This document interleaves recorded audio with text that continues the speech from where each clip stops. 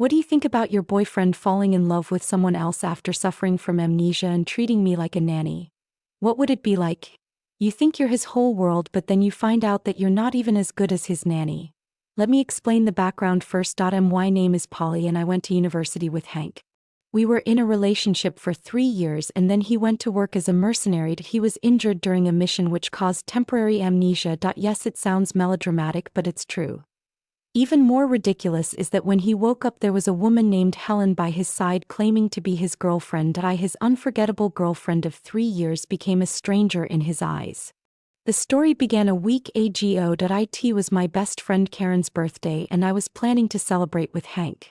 However, Hank's mother suddenly had to be hospitalized, so I rushed to the hospital first. I helped Hank's mother with the hospital procedures, running up and down the stairs, and I was completely overwhelmed. After I finally settled things down, I called Karen. Hey Karen, happy birthday. I'm having a bit of a situation here. My aunt's been admitted to the hospital, so I don't think I'll be able to make it. I tried to sound as relaxed as possible. On the other end of the line, Karen's voice was clearly displeased. Polly, what's wrong with you? It's only once a year and you're not even there for my birthday? Do you even consider me your best friend? I hurriedly explained, I'm really sorry Karen, but I can't get away. How about I transfer some money to you so you can have a good time with everyone else on me? Karen's tone softened a little. That's more like it. But Polly, what's wrong with your boyfriend? His mother is in the hospital. What's it got to do with you? You're not his nanny. I smiled bitterly and said, forget it, well, it's hard to explain. I transferred some money to Karen via PayPal to make up for not being there. After hanging up, I let out a long sigh. I returned to the hospital room and found a crowd gathered outside the door. I thought something had happened to Hank's mother and hurriedly pushed my way in. Then I saw Hank. He was standing in front of the bed, gently wiping away his mother's tears. When she saw him, she cried even more, Hank, you're finally back. I've missed you so much. I froze. I thought Hank had lost his memory. How come? I rushed over excitedly and embraced Hank. Hank. You remember me? But his response made me feel shocked and upset. He pushed me away and said, who are you? Stay away from me. I almost fell because of his push. I looked at him, unable to believe what was happening. Hank, you don't remember me? I'm Polly. Hank's brows furrowed tightly and he took a step back. He rubbed the spot where I had hugged him with his hand and then he actually threw up. My heart dropped to the bottom of the abyss in an instant. That moment a middle-aged man in uniform came over. He was Hank's supervisor. He called me outside the ward and said to me with a serious expression, Polly, calm down for a moment. Hank's situation is quite complicated. He has indeed lost his memory. I asked anxiously, then how come he sighed. Although he has lost his memory subconsciously, he still remembers some things. He remembers his mother and that he has a girlfriend, but he thinks that girlfriend is Helen. Helen. I heard that name for the first time. He nodded. Helen is someone Hank met in the hospital. She has been taking care of him, so I understood. After Hank lost his memory, he mistook Helen for me. He continued, Hank's condition is very unstable right now. He has PTSD, which is post-traumatic stress disorder. The doctor said that he cannot be stimulated, otherwise his condition may worsen. He looked at me with a heavy tone of voice and said, Polly, I know you are very upset, but the most important thing right now is Hank's health. I hope you, for now, don't tell him the truth, just stay by his side as a caregiver and take care of him. Caregiver. I smiled bitterly. I was his girlfriend and now I have to be reduced to the level of a caregiver. He seemed to have read my mind and he added, Helen comes from a very powerful family background. Her father is. Anyway, we can't afford to offend her now.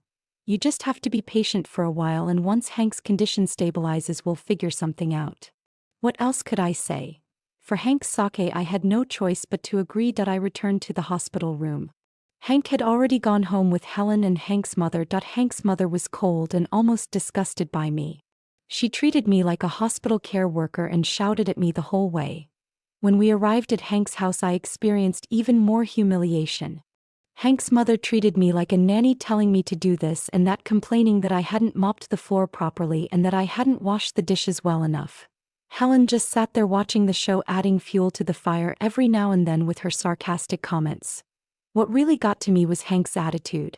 He completely ignored me and paid attention only to Helen. During dinner, Helen deliberately stepped on my foot, the heel of her high heel crushing my instep. I almost screamed out in pain, but I held back. Helen pretended to be innocent. She said, "Oops, I'm sorry, I didn't mean to. Are you okay? Why is your foot so dirty? Go wash it quickly, don't dirty the floor." Hank frowned but didn't say anything. Instead he told Helen, "Helen, be careful, don't hurt yourself." My heart felt completely cold. During dinner I picked up a shrimp and was about to peel it for Hank like I always did. In the past Hank loved the shrimp I peeled the most. But as soon as I extended my hand I saw that Hank had already peeled a shrimp and put it in Helen's bowl. Helen looked at me triumphantly and then leaned in to kiss Hank on the cheek. "Thank you, dear, you're so good to me." Hank smiled, his eyes so gentle they could drip water. My hand froze in midair and I couldn't peel the shrimp anymore. After dinner Hank's mother suddenly said, "Polly, can you make 8 immortals drunken?" 8 immortals drunken is a very complicated dish with difficult steps and very high standards for heat that I practiced for a long time before I was able to make this dish for Hank. I nodded and said, "I know a little." Hank's mother immediately said, "Then go make it. Helen wants to eat it." Helen added, "Yes, I want to try your cooking." I knew they were making things difficult for me on purpose. I went into the kitchen and started preparing the ingredients. I remembered that Hank didn't like ginger, so I specially picked it out. At that moment Hank walked in. He saw that I had picked out the ginger and his face immediately fell. "Why did you throw away the ginger?" "Helen likes ginger." I froze. "Hank, you're not." "I'm not what?" Hank interrupted impatiently. "Who are you to tell me what I like and don't like? Hurry and put the ginger back." I put the ginger back without saying anything. Helen also came in and took off a lucky charm from her neck, handing it to Hank. "Honey, this is the lucky charm I prayed for. Wear it to protect you." Hank took the lucky charm and put it on carefully. I looked at the amulet and felt a stab of pain in my heart. I had clearly made that amulet with my own hands. I had stayed up all night stitching it together stitch by stitch. I couldn't help but say, "Hank, that amulet." Hank turned his head sharply, his eyes fierce. "Shut up. Helen gave me that amulet. What's it got to do with you? If you say another word, get out." He tore the amulet off in front of me, slammed it on the ground and stomped on it. "From now on, be nice to Helen. Do you hear me?" Hank's voice was cold as ice. Helen laughed triumphantly. I couldn't hold back my tears anymore. The next few days were a living hell for me. Hank's mother and Helen bullied me while Hank ignored my suffering. One day Hank suddenly called me. "Polly, come to XX bridal shop now." I thought he had finally remembered me and I felt hopeful. I hurried to the bridal shop, but I found Hank and Helen trying on wedding dresses. Helen saw me and said with a smile, "Polly, you've come at the right time. Help me decide which wedding dress is best." I realized then that Hank had not called me for any other reason than to let me watch them try on wedding dresses. Helen picked out a very beautiful wedding dress and asked me to help her put it on. I held back the pain in my heart as I helped her get dressed. Hank looked at Helen in the wedding dress and a flash of astonishment crossed his eyes, but soon his eyes returned to their cold stare. Helen turned to me and said, "Polly, why don't you try on a wedding dress too? I want to see what you look like in a wedding dress." I froze. "Me?" Helen nodded. "Yes, you're here anyway, so just try it on with me. You can wear that one, it's the same style as mine." She pointed to an identical wedding dress next to her. I hesitated for a moment but then went to try it on. When I walked out wearing the wedding dress, Hank's eyes flashed with surprise again. But this time he quickly returned to his mocking expression. "Wow, clothes really do make the man," Hank said, "but even in a dragon robe you don't look like a prince." Helen walked up to me and looked me over carefully. Suddenly she reached out and grabbed the hem of my wedding dress and tugged hard. With a shred sound, a tear opened in the wedding dress. "Oops, I'm sorry, Polly, I didn't mean to," Helen said innocently. "This wedding dress is really poor quality. It tears at the slightest pull." I trembled with anger. Helen interrupted me. "What do you want me to pay for it? You're just a nanny, can you afford it?" She took out her phone and took a picture of me. "I have to take a picture and send it to the designer to show them how poor the quality of this wedding dress is." People around us gathered around pointing at me, and some even took pictures with their phones. Hank stood aside watching with a cold eye, not showing any intention to stop them. My dignity was trampled under their feet. I don't know how I left the bridal shop. I just know that my heart was broken. The next day I found myself on the internet. The surveillance video from the bridal shop was posted online, and I was portrayed as a mistress who destroyed someone else's relationship. I was verbally abused by countless internet users. My company also called me and asked me to stop working. I became a target of abuse on the street. I locked myself in my house, afraid to go out and afraid to look at my phone. Karen called me to comfort me, saying, "Polly, don't be afraid. I believe you're not that kind of person. Those internet users are blind. Just ignore them." I cried, "Karen, I'm really tired. I can't hold on much longer." Karen didn't say anything for a while, and then she suddenly said, "Polly, have you ever thought that Hank? Is he just a scumbag? He was so good to you before he lost his memory. Maybe he was just pretending." I froze. I had never thought about this before. Things got worse and worse over the next few days. Helen spoke to the media, crying about how I had hurt her feelings and seduced Hank. Internet users attacked me even more fiercely, and some even found out my home address and phone number. The media reported on Hank and Helen's love story, and they became the envy of everyone. I felt my heart being torn apart as I watched the fake news on TV. Just when I was about to collapse, Hank called me again. "Polly, where are you?" Hank's voice sounded anxious.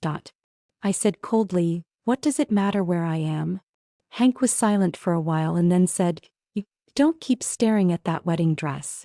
That wedding dress belongs to Helen." I froze. Is this what he called me for? I couldn't hold back any longer, and I yelled at the phone, "Hank, did you ever like me? Even just a little?" Hank's voice was full of sarcasm. "Like you? What is there to like about you? You're just a nanny." My heart was completely broken. I took a deep breath and tried to calm myself down. "Hank, do you remember?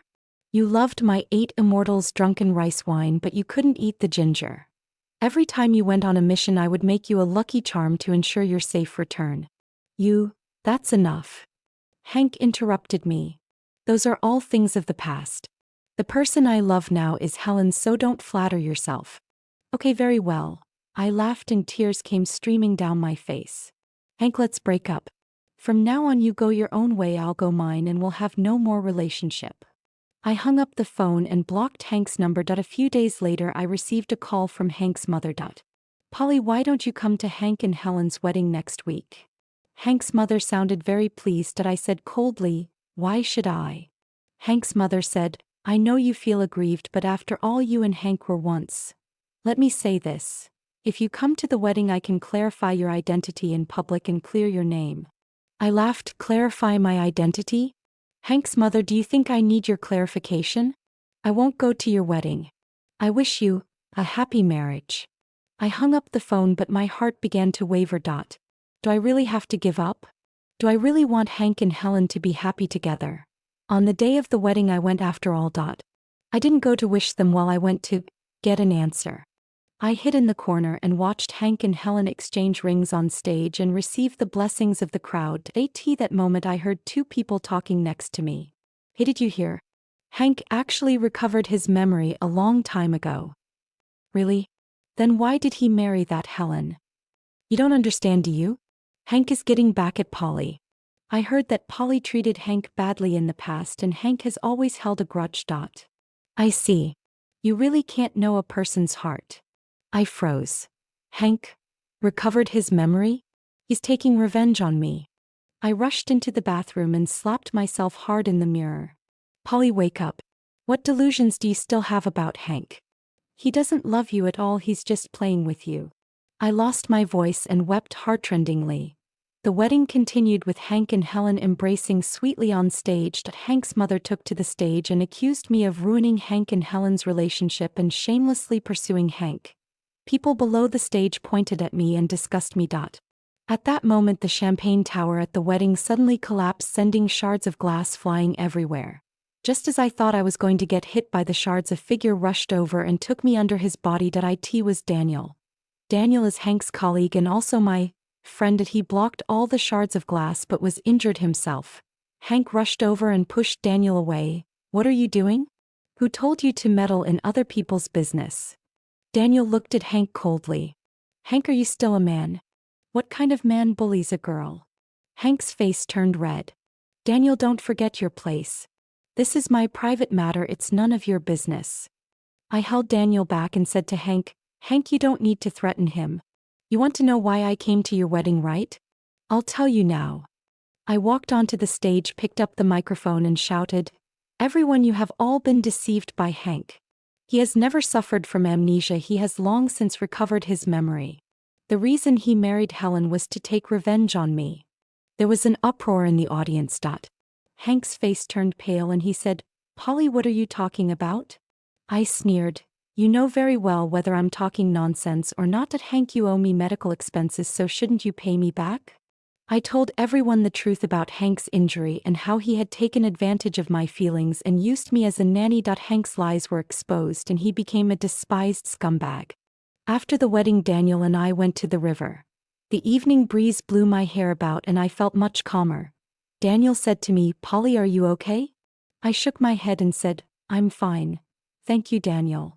Daniel smiled and said, Don't be polite. I've long known that Hank is no good. My brother was also a drug enforcement officer and he died on that mission. I've always thought something was wrong with Hank's survival. I froze.